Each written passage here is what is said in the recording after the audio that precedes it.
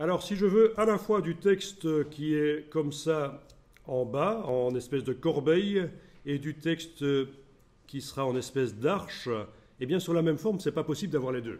Il va falloir que je duplique cette forme. Avec la flèche noire, je vais donc déplacer cette forme en enfonçant la touche Alt. Là, voilà. Le duplicata, il est là. Je peux agrandir le plan de travail, il n'y a pas de problème, quoique... Oui, ça va, il n'y a pas de problème. Donc ma première forme n'est plus centrée sur le plan de travail, mais on s'en fout de toute façon. Et alors, avec la flèche noire, le texte là, je vais le faire passer de l'autre côté, voilà, comme ça.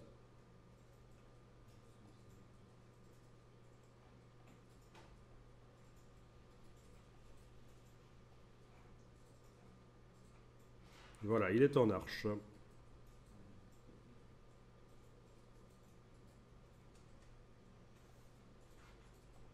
Ok.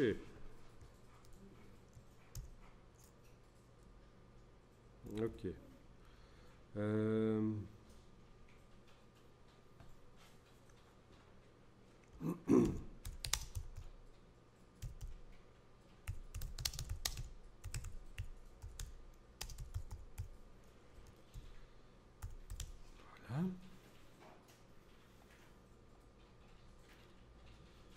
Bon, ben les deux vont devoir être superposés, en fait, à un certain moment. Si c'était le but. Bon, c'est vrai que manuellement, on peut les mettre à peu près, mais ce sera de l'à peu près. On va les superposer parfaitement, ces deux cercles. Peut-être que ce sera plus clair si on passe en affichage aperçu. En affichage tracé, pardon, menu affichage tracé. Comme ça, les deux cercles sont visibles en permanence, même si on n'est pas en train de travailler sur eux. Menu affichage tracé. Le texte devient crénelé, c'est parce qu'on a un affichage par tracé, mais il sera nickel dès qu'on repassera en affichage par aperçu.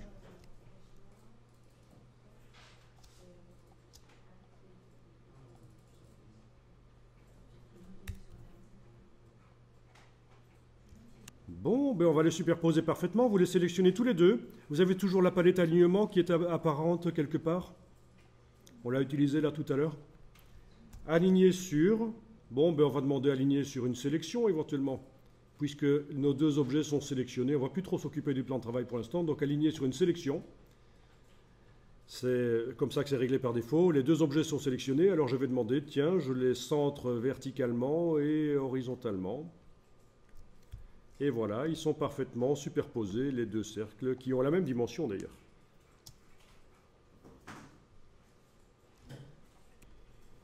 Ok.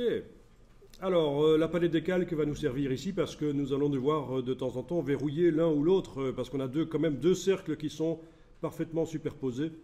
Et ça risque d'être un peu difficile.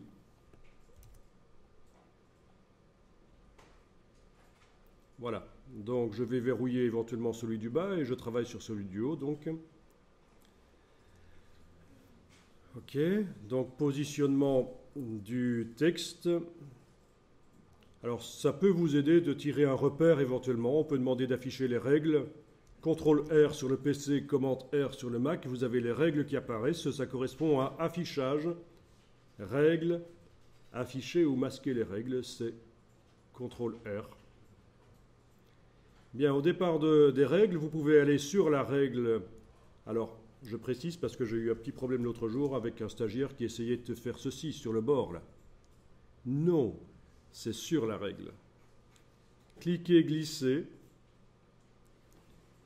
Et voilà, je tire un repère. Je tire n'importe où d'ailleurs. Voilà. Un repère horizontal est là. Ce repère horizontal, je peux le déplacer avec la flèche noire. C'est comme un objet. Et je peux aller m'approcher. Voilà, là.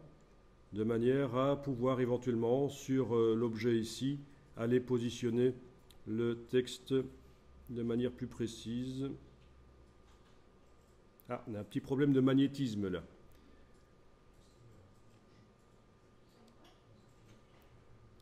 Ou de repères commentés d'ailleurs. Je vais aller décocher repères commentés pour voir si c'est plus souple. Oui, c'était peut-être bien ça. Les repères commentés qui étaient enclenchés dans le menu affichage m'empêchaient de bien positionner les choses. C'est une espèce de magnétisme qui cale les choses. Bon, ça n'a pas une importance énorme ici, mais voilà, comme ça vous voyez les repères qu'on a créés au départ des règles. Ce n'est pas un repère commenté, c'est donc un repère créé au départ des règles. C'est un objet.